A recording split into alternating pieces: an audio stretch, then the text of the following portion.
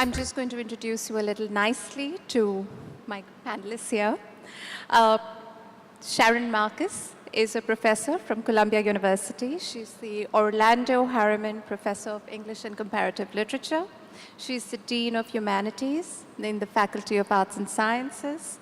Her special interests are 19th century British and French literature, theater, and gender studies. She has written 2 books which have been received to much acclaim, and she's currently working on a delightful book which is called The Drama of Celebrity. Gayatri has worked with Hello in India, and she has freelanced for the New York Times, the Indian Express, and Vogue, among several other leading publications. She also heads the India operations for Tina Brown Live Media, which produces Women of the World Summit. She is a keen social commentator and a cultural observer. And the Women of the World Summit, if I may be corrected, invites a lot of celebrities to discuss issues of women across the world, right? Including Hillary Clinton and Meryl Streep and others. Sudhir Kakkar has lived in Delhi, where he set up his practice as a psychoanalyst. He was also the head of Department of Humanities and Social Studies at the IIT there. He has been the 40th anniversary senior fellow at the Center of Study of World Religions at Harvard. He's been a visiting professor at the universities of Chicago, McGill, Melbourne, Hawaii, Vienna, and INSEAD in France. He has authored over 18 works of nonfiction and 6 fictional works. And I love him especially because he lives in Goa. We have a strange relationship with celebrities. We either love them or we refuse to admit that we love them. Many of us believe that a celebrity is a person of unnecessary privilege, is arrogant, didn't know much to get here, and yet we keep ourselves abreast of their lives and their goings-on rather assiduously. And yet the world over, celebrities are carriers of culture. Their word and their worlds carry a lot of meaning for the public, and which is probably why they're demigods to us. Sharon, I want to ask you, because you're working on this book, why are we obsessed or so passionate about celebrities? So first, I am going to check if my mic is working, and it is. Like many people, I had my celebrity obsessions as a child, and I outgrew them, and I became much less interested in celebrities in my 20s and 30s. And I was then working on a book that led me to do a lot of research on the figure of Oscar Wilde, the 1890s dandy author, and famously a celebrity, one of the first celebrities who was accused of being famous for doing nothing and just for being famous. After publishing just 1 book of poetry that everyone accused him of having plagiarized from other poets, he became known all over England, and he then went on a lecture tour of the United States because his way of wearing his hair and his way of dressing were so famous that he'd been parodied in a Gilbert and Sullivan opera. And so after being parodied, he became even more of a celebrity, and before he had published anything except this 1 slight book of poetry, he was well known. People loved to hate him. People debated him. As someone who works on Victorian literature, I learned a lot about Oscar Wilde, and today he's most famous actually for, in 1895, having been put on trial for, well, he accused someone of slandering him for saying he was a sodomite, and then he lost that trial, and then he was put on trial for sodomy and put in jail for 3 years. So he went from being a celebrity to a total scandal. But even before he was put on trial, everyone knew that he was a strange kind of man, that he wore his hair very long, that he was way more interested in fashion and in decoration than a normal man should be. And yet, he was this very celebrated figure. So I became interested in celebrity as a way of trying to understand why we give so much value to figures who depart from all the social norms that we hold dear. We say we value people who follow the rules, who are upstanding citizens, and yet we reward people who break all the rules. Oscar Wilde, Madonna, Donald Trump. And so that is what first got me fascinated with celebrity, the way in which we elevate people who don't act like other people, even when we say we value conformity and obedience. So there, what makes a celebrity? What is a celebrity made of? Is it just the ability to affect and influence people? Is it an attention deficit syndrome? What goes on in a celebrity's mind? What is his or her inner mechanisms? Okay. Who is a celebrity? Yeah. I think that answer is just one sentence. Somebody who knows less people than people know him. So that is a one-sentence answer for celebrity. The question was, second was, What makes a celebrity? Is it the ability to influence people, to affect their decisions? I don't think the celebrity has much to do with becoming a celebrity. Yes, just as you pointed out, I mean, Oscar Wilde didn't, when he became a celebrity, he hadn't done much about it. We project a lot onto the celebrity. And so he or she just have to become famous for even the smallest thing, and then our projections start. We think a celebrity is completely free spirit, can break all the rules, travel wherever he or she likes, has sex with the most beautiful people. So all that is what we project onto the celebrity. Whether the celebrity is really doing it or not is not the question. So we take a part in the celebrity's life, because actually our own lives are limited in that way. We don't do all that stuff which the celebrities do. So it is, celebrities are products of our fantasies of what would it be like to be what we are not. Our fantasies also of if I was, what would be the world looking at me? So, because mostly, I mean, all of us, most of people have an achievement famine. So somebody who we think has achieved is one we want to share. So celebrity is someone, a person who really doesn't exist. He only exists in our minds. He or she exists actually in a virtual world in the TV, that we can partake of some of their lives. So you're suggesting that a celebrity, a person doesn't chase celebrity, he becomes one only in our perception? I mean, if I can quote several Bollywood filmmakers who say that people today just don't want to be actors, they want to be stars. They want to be famous, they want to have brand endorsements, they want to have a female following, they want to be mobbed. Mm-hmm. What do you say to that? Who wants to be mobbed? An actor who wants to be a star. Right. So I didn't quite understand the question. Are you saying that people who with talent don't chase being famous? No, I'm certainly that there is some talent involved in it. I mean, you do need talent to go into it. But the talent which we project onto the celebrities is much, much greater than any celebrity's talent, what he or she possesses, whether it is acting, writing, or anything else. Sure. Gayatri, do you think women are more influenced by celebrity than men?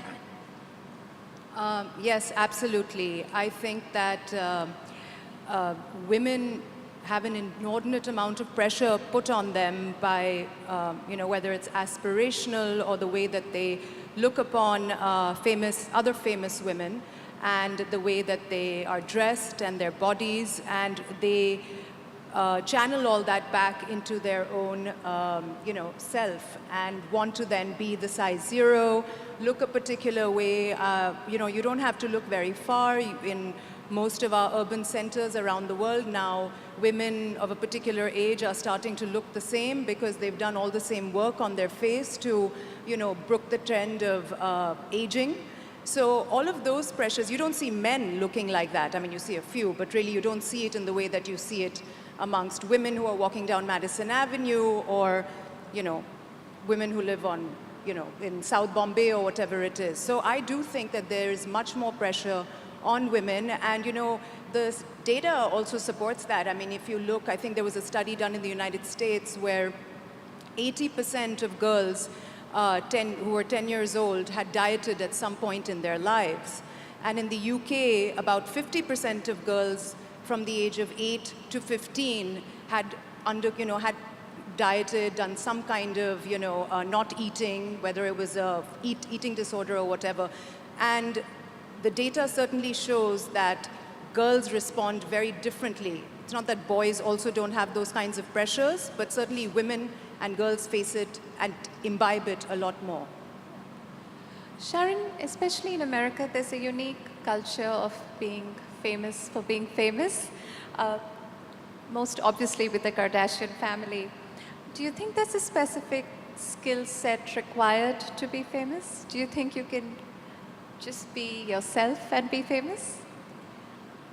I think this goes back to your question earlier about what makes a celebrity.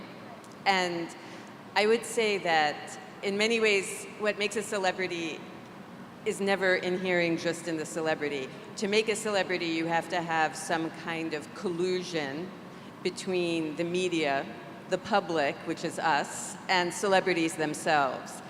And sometimes that collusion can actually be very combative. Often the public really dislikes a celebrity or dislikes what a celebrity does. The media can be very complicit with the celebrity and help make them a star.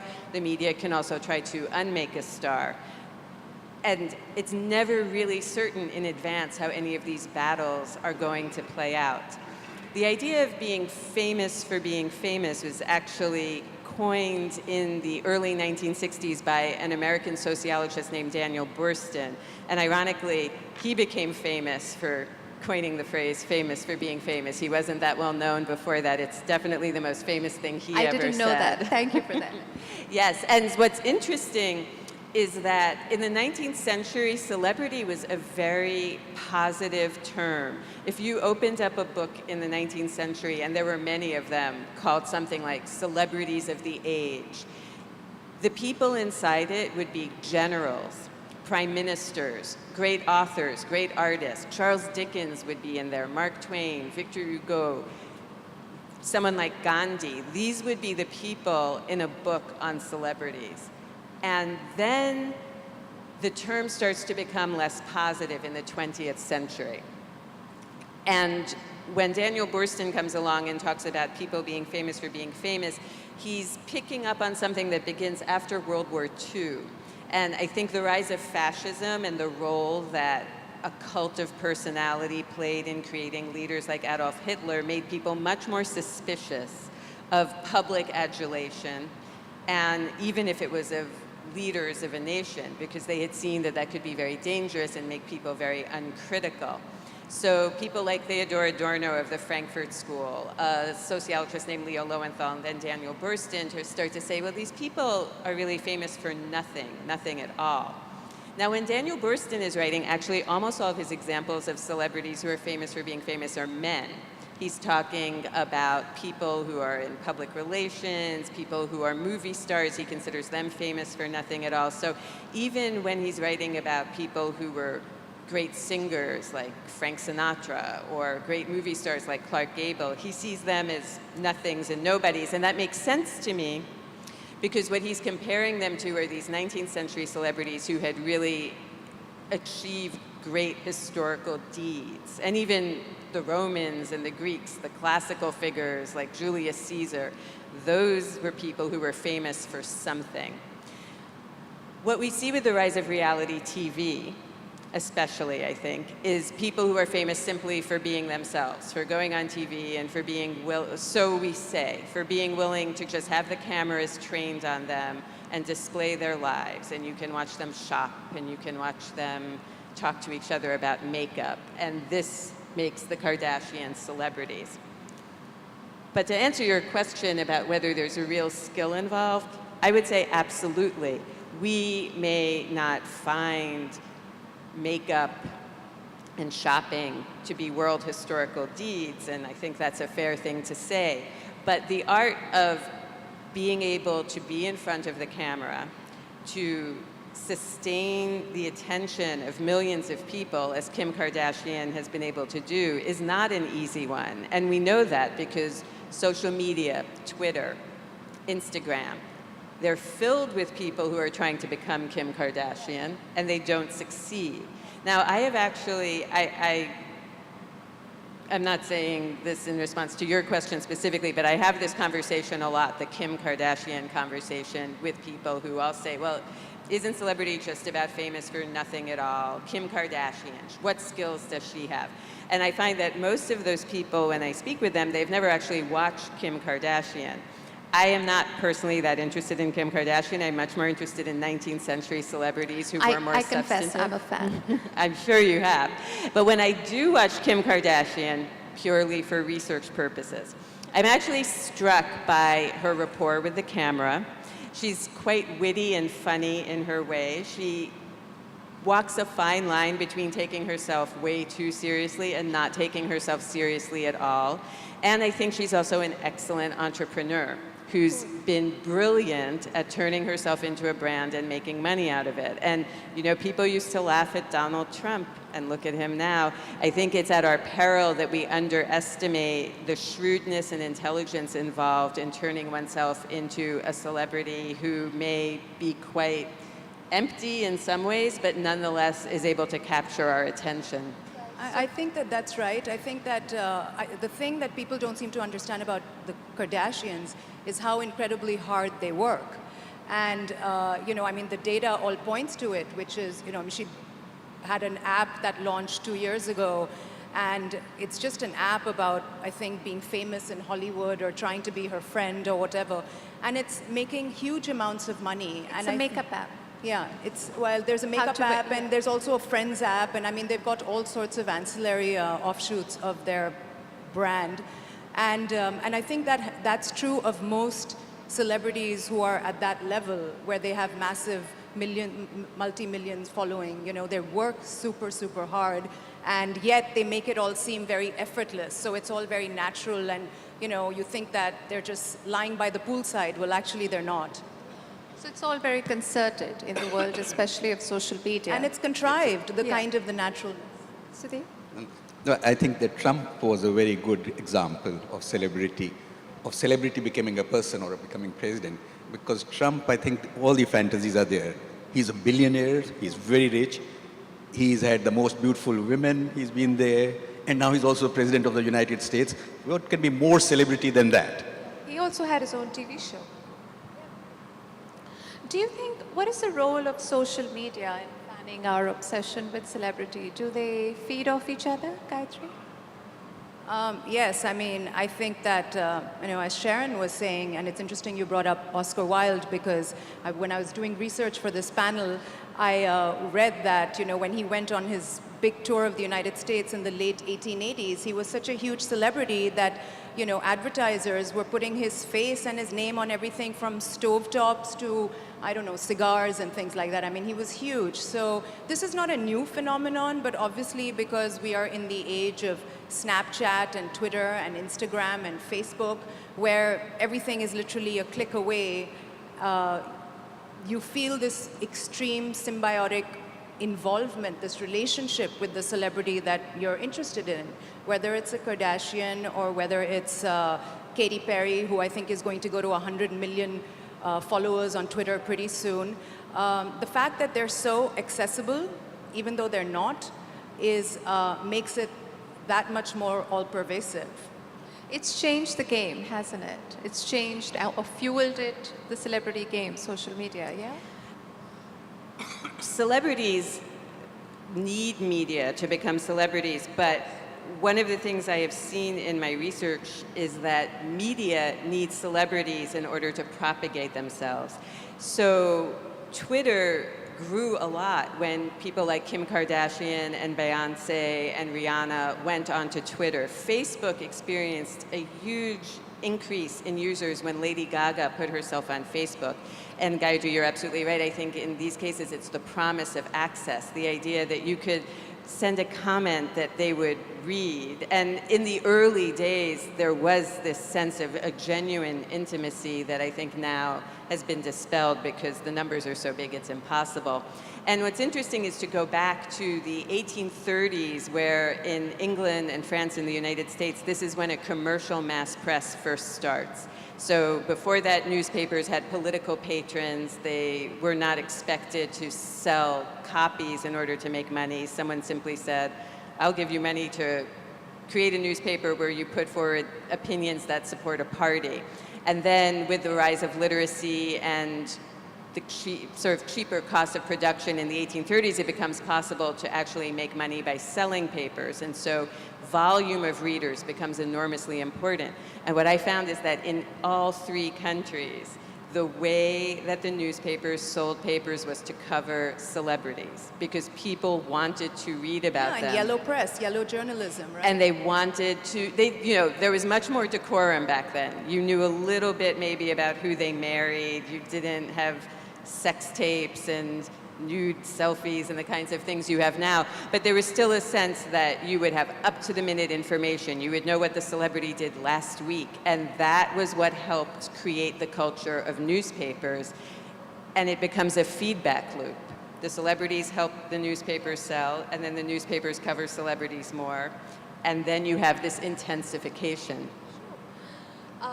Sudhir, why are celebrities neutral where political commentary is concerned? I mean, they're happy to discuss cleanliness, social issues, women's emancipation, save the girl child, give your kids polio drops on time, but they won't comment in India on governance, on nationalism, on political issues.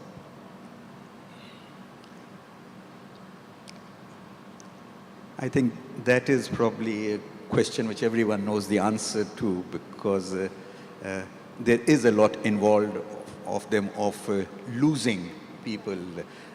What a celebrity wants is to aggregate more and more people, and if you start commenting on political stuff which divides, you are going to lose some. So your celebrity hood is going to shrink by that time of it, which then has all kind of ramifications on your products you endorse, the movies you do, etc., etc. So I think it is how to increase my celebrity fandom and not shrink it, which is the most important for a lot of the Indian celebrities which we know.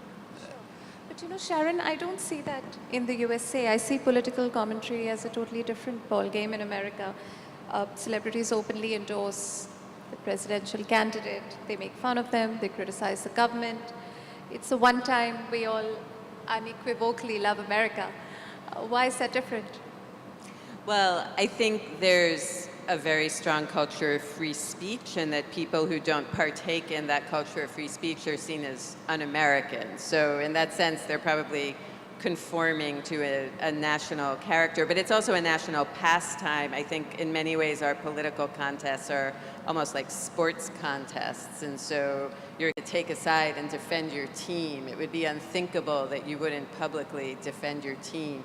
That said, I do think that there are some celebrities who stay on the quiet side and try not to get involved, especially when they have very, very large followings. But you're absolutely right that it's anomalous. So for example, in the most recent election, Taylor Swift was photographed voting, and the news story was Taylor Swift refuses to reveal who she's voting for. I think that culture in the United States is very polarized. So there's a whole realm of culture for people who are more Republican. They might listen to country music. They don't care who Beyonce supports for president. They're not listening to Beyonce, and vice versa. Taylor Swift is interesting because she's someone who has a very white following. It's a very female following. It was probably difficult for her to parse how her fans would react if she said she was supporting one or the other. She may be one of the only celebrities who genuinely has a lot of Democrat and Republican fans, and she tellingly was quite discreet about where she stood in this election. I think, Namrata, if I could just add to that, I think part of the problem in India with why our celebrities don't take more of a vocal political stand is also the state. The state is, can go on a witch hunt. The state does not behave in a mature fashion. And to your point about free speech, we like to think that we are a country with free speech, and we do speak very freely in private. But when it comes to the public sphere, people do feel scared because you don't know what's going to happen to you. And we saw that unfold in a really ugly fashion with what happened recently with, in the Bollywood movie business with Pakistani actors, where we had someone, a big Bollywood director, having to apologize publicly and declare that he would never cast anyone in a movie. And I think, so, I mean, we can say that our celebrities are cowards, but I actually really put the responsibility On in the this state. state, The state is a bully. yes, on our politicians and our political parties, which behave in a very immature fashion. How has our relationship with celebrities changed over the years? How have you seen our relationship with fanning celebrities or with celebrities changing? Yeah. I think if you look at studies about 35 years ago, school students, when they asked who are your ideal figures, you had a list of them. Most of them always were my uncle, my grandfather. He's my role model. Yeah. These were studies of role models. There were no such things as celebrities, even 35 years ago. It started changing. I mean, now when you see Sachin Tendulkar, a cricketer becomes, or the other role models. So it has certainly started changing. Whether what does it mean? Does it mean that where the role model was within the family, so you identified with the other members of the family, are those family bonds? I'm questioning, when the family bonds become weak and you don't have this patriarch or the mother or the grandmother as the role model, do you start looking outside the families? And is it then a consequence of the family bonds weakening within all of it, that you start looking for role models outside and come into and create these virtual families which are on the social media, etc., as fan followers of this one or fan followers of that one. So in that sense, I'm a little, not very, let's say, doubtful of what does it really signify. Yes, it is change, it is television, etc., it is other paths. But does it signify those role models which were within the family, which then contributed to the solidarity of the family, that is weakening? Because that is certainly the part in the West. I mean, of the young men, of the young people in the West. So, and to look at that as a model is something which I'm always very, very doubtful of. I mean, very doubtful of lots of things in the West as models, but that I'm also something I'm very doubtful of. But do you think hero worshipping is a human tendency? Yes, hero worshipping is a universal tendency because, I mean, if our lives are limited, we are always looking outside for more meaning. Sure. The meaning in our life is limited. Somebody else has more meaning in life, etc. So somebody to adore, somebody to look up to, that starts with the little girl who puts on her mother's sandals and walks, or the little boy who puts on the father's hat. So that tendency, that is right from the beginning, from the parental, you are great, but I'm a part of you. So then I get your greatness. So celebrity is in that sense, you are great, but I'm a part of you, so I can get your greatness. So that is a human tendency, certainly. Can I just jump in and ask Sudhir a question? Do you think in India, we have more of a tendency to deify our celebrities, make them godlike than in other parts? I mean, if you think about the cult of a Rajnikant, or some of these movie stars where people are willing to go to any lengths, do anything, and God forbid even immolate themselves when these celebrities pass. Is that something that's unique to India? I think we are much more open about our naive adoration part of it. We do not say, that this is something which modern life does not look upon. To identify with people, idealize, it is fine. It's not something that you need to be an independent, autonomous person. You cannot. Yes, you admire, but do not idealize. We do not have that tendency. We idealize, it is fine. Admire, fine. Adore, fine. Even worship, fine. So that is a different tendency, because much of in the Western development is autonomous individuality. I am almost equal to you. I am the same as you. It is not true, but that is what you are. We are equal. The whole democracy goes on that part of it, that I am the same.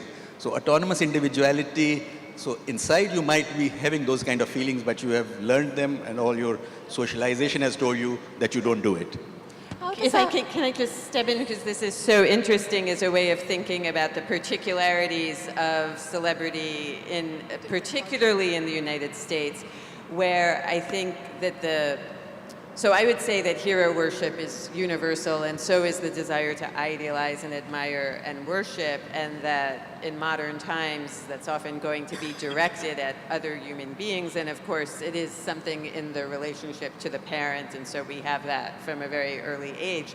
But the United States interprets democracy to mean we are all equal, and also interprets democracy to mean we are all equally under pressure to be the best ever. And so I think we have a very schizophrenic relationship to celebrities in the United States, because there's this intense desire to admire and an intense resentment of anyone who is more successful than the majority of the population. And I think that helps to explain why in the United States celebrity culture runs rampant, and yet so much of the discourse about celebrities is intensely negative, which leads you to think, well, then why are there so many celebrities who are sustained by public interest if the public hates them? But that love-hate relationship with celebrities seems to me actually part of our love-hate relationship with superiority of any kind, and with admiration as an impulse and as an emotion. Yeah, just to add to that, since we're going on that conversation. Yes, I think it is important to see various cultural views of celebrity. There used to be that one joke or a story long ago that in America, if the celebrity is going in a big car, the American says, aha, when am I going to get into the car? In France, when he's going in a big car, the Frenchman says, when am I going to get him out of that car?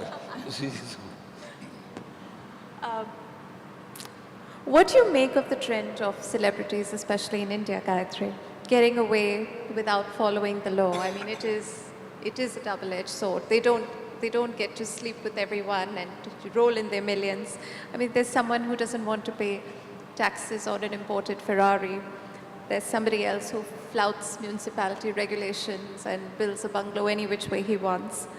There's somebody who may very well get away with murder or culpable homicide, or call it what you will. Or black buck shooting. And black bucks. And there's an artist who's in jail for the alleged murder of his wife and her lawyer. And his friends are saying that he's been done in because of his celebrity. It is a double-edged sword, right? It is a double-edged sword. I think that obviously the story will get amplification because if a celebrity is involved. I think that obviously if it's a sensational murder case or a crime of great passion or whatever, that will obviously also get seized upon by the media. But I think, look, we're a country of 1.2 billion. Indians are hardwired to try to buck the system because there's so many of us. We don't want to stand in a line because there's so many of us standing in the line.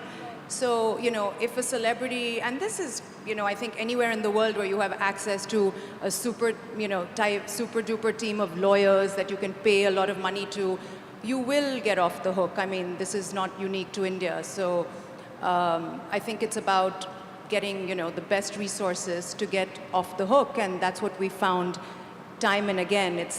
I can maybe think of one instance where a movie star has gone to jail. It's not just getting off the hook. Often celebrities say they're being unfairly targeted because they're famous, and the law is trying to make an example out of them.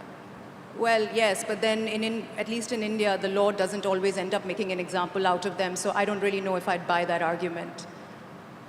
So I was discussing, Sharon, with them different cases which are very unique to India, different celebrities who have flouted rules, broken rules, and expect to get away with it. Or sometimes when they don't get away with it, they complain that it's because they're famous, they're being punished. How do you see it in the US and the rest of the world? Do celebrities feel that they are above the law? Do they want to be taken seriously? Do they want to be treated like they are privileged?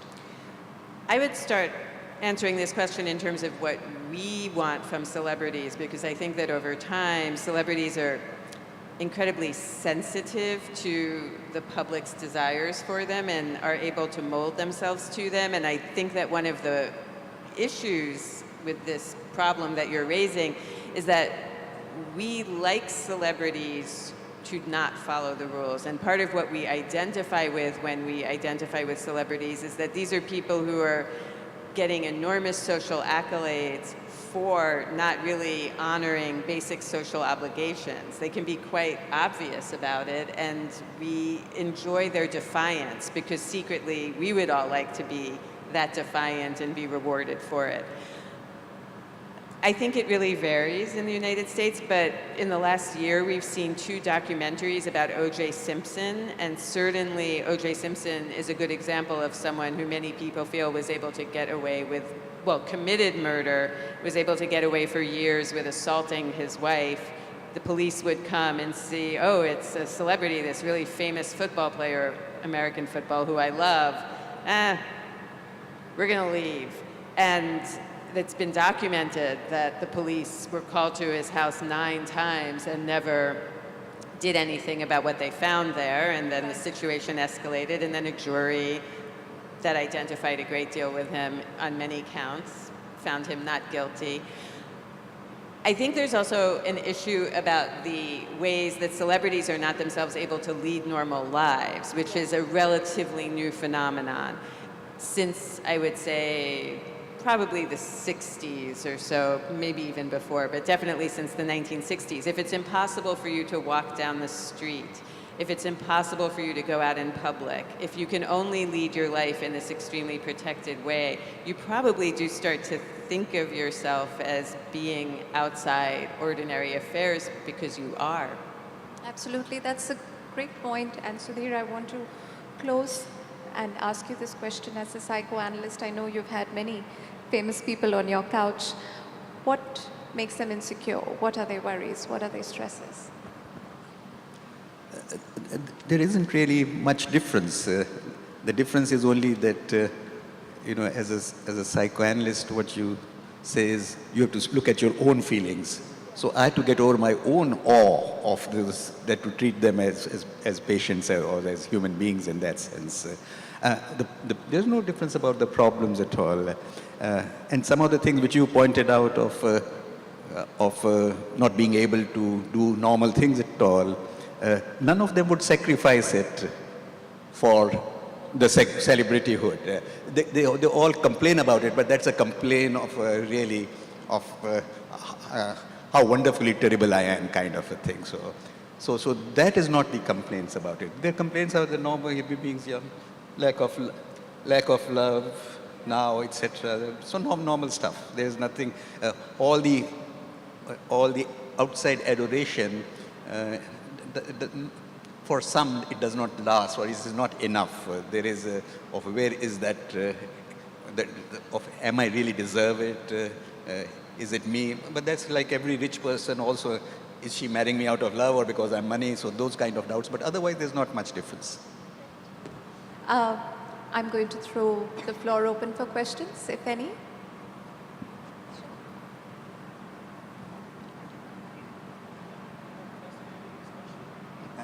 It's not on.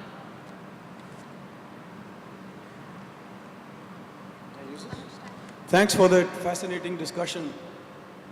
My question is, are there any classical archetypes? Could you brand all the celebrities into a archetype position? Are there any classical archetypes, or are all celebrities?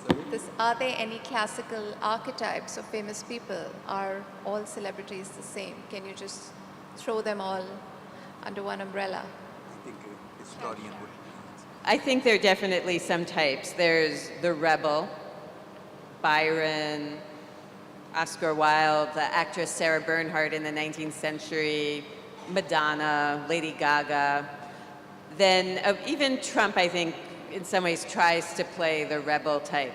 There actually are many, many celebrities who are conformists, who are celebrities by virtue of being normal and wholesome. I won't be able to cite ones that are local, but Doris Day, I think, is a great example. Someone who just, whatever she was like in her real life, I think in her real life she was quite strange. But her image was, I'm just the girl next door. And those celebrities don't tend to be famous after their deaths, but in their lifetimes, they're often the most popular celebrities. Then there are the heroes, the people who have done great deeds, Jonas Salk or Albert Einstein. Everybody knows what he looks like. He's a celebrity, he's an icon, but he's famous for having done truly great things. Those are 3 archetypes. I could probably give you more, but I'll leave it at that.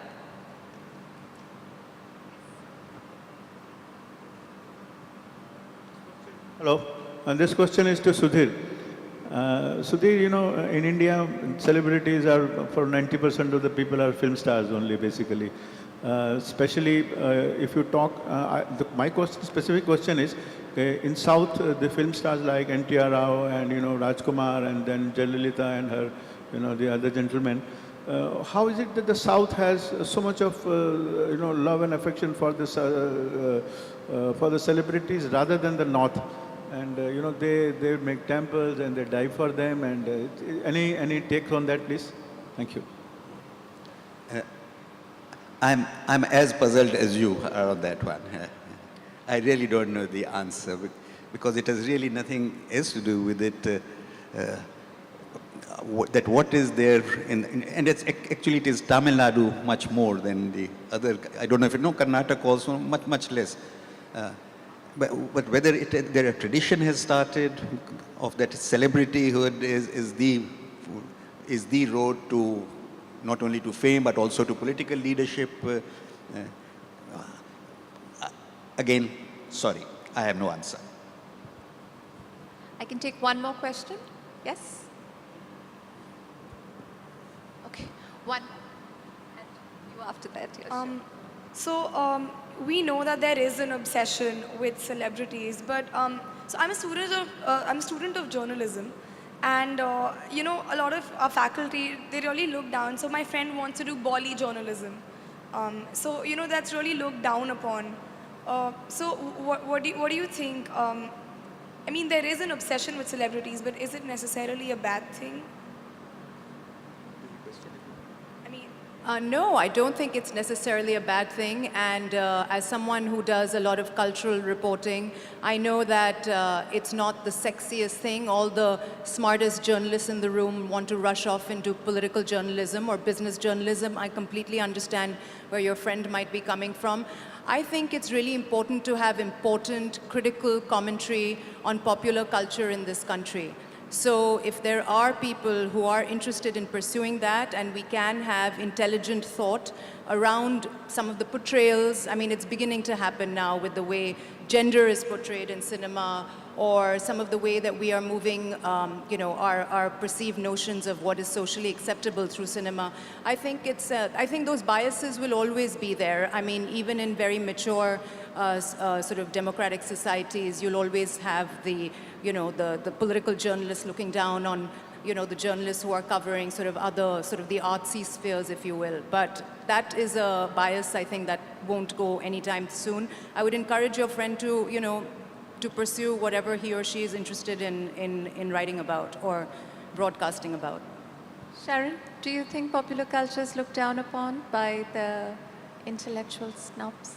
Absolutely, but I think it's very unjustified. I think that in the United States, I'm always very struck by how much more seriously the majority of the population, male and female, takes sports celebrities than other kinds of celebrities. And to me, I look at that through the lens of gender, and it seems that celebrity is often, especially when it's looked down upon, celebrity is associated with women, especially with young women, and therefore it's not taken seriously. But I'm not sure that there's that much difference. To me, certainly, I don't see that much difference in being really good at hitting a ball and being really good at singing a song. I think both are valuable. Both are very physical, sensual skills, and I think we're also in the United States, certainly, we have a tendency, and in our, certainly intellectuals, value the mind over the senses, and so some of that feeds into it. One of the things that I've noticed in my research on the history of celebrity is that there can be a lot of very thoughtful judgment that goes into deciding why you think one singer is better than another. It's not pure, there's a lot of psychological projection and passion and things that are somewhat irrational, but there's also a lot of careful taste making that is part of deciding who is going to be the most celebrated actor or actress. And I think that's something where we see ordinary people being very thoughtful critics. And in that sense, they can join forces with journalists who are also being critical. So I think it's important to take it seriously and not dismiss it simply because it's popular or associated with youth. I wanted to add something. I think celebrityhood is like success. You shouldn't have it in youth. So success and youth and celebrity and youth shouldn't come together. That is the most dangerous part, because celebrityhood or success can cover the loss of youth later in life. So you have a much, much better life, career, business, and satisfaction with yourself. So to have celebrityhood young is a very, very bad thing, because when you are older, then you have nothing left. I've promised the gentleman in the black t-shirt a question. Make it quick, sir, please. Thank you.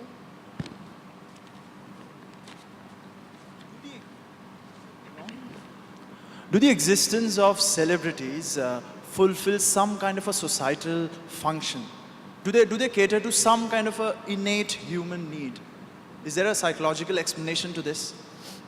What is the purpose a celebrity serves in society? Well, to compensate for our lack of achievements in our life, our failings, our general dissatisfaction with life, that there is someone out there, that it is a possibility, he or she has all that, and maybe I can compensate for that. If I'm close to him or her, some of it will rub on to me.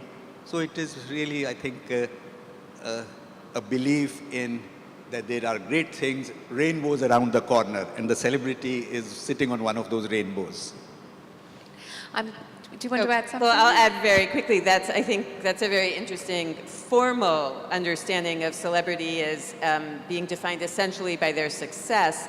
But celebrities also tend to have content where they come to represent something about a particular moment for that society. And in that way, they help us to understand who we are, because these are the people that we are celebrating, or these are the people we are denouncing.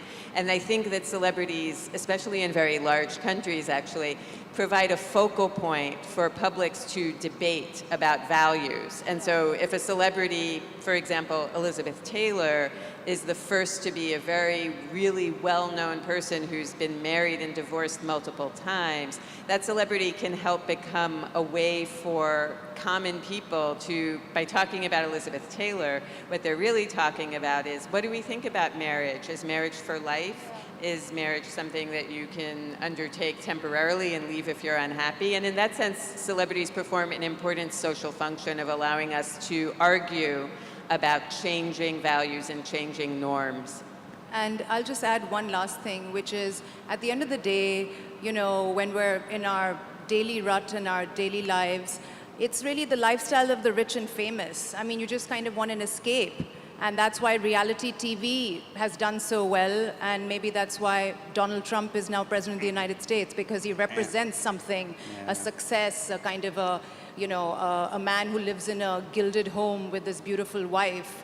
And that's something that we can all say, well, you know what, I couldn't get that, but someone did, and I'm going to sort of follow that guy, you know? Yeah. And Gayatri, that is, I think, for me, the pity of it, that we have come to believe that riches and fame are the only things. All the rest of the achievements are not the ones in all kinds of sciences, etc. Riches and fame, that is the highest thing to, and that I think is a pity which celebrities incorporate, and which is... On that note, thank you very much. This has been, would have been, seemed to be a very frivolous topic, but we've taken it to great academic heights. Thank you, Gayatri, Sharon, and Sudhir, And thank you all also. of you. Thank you.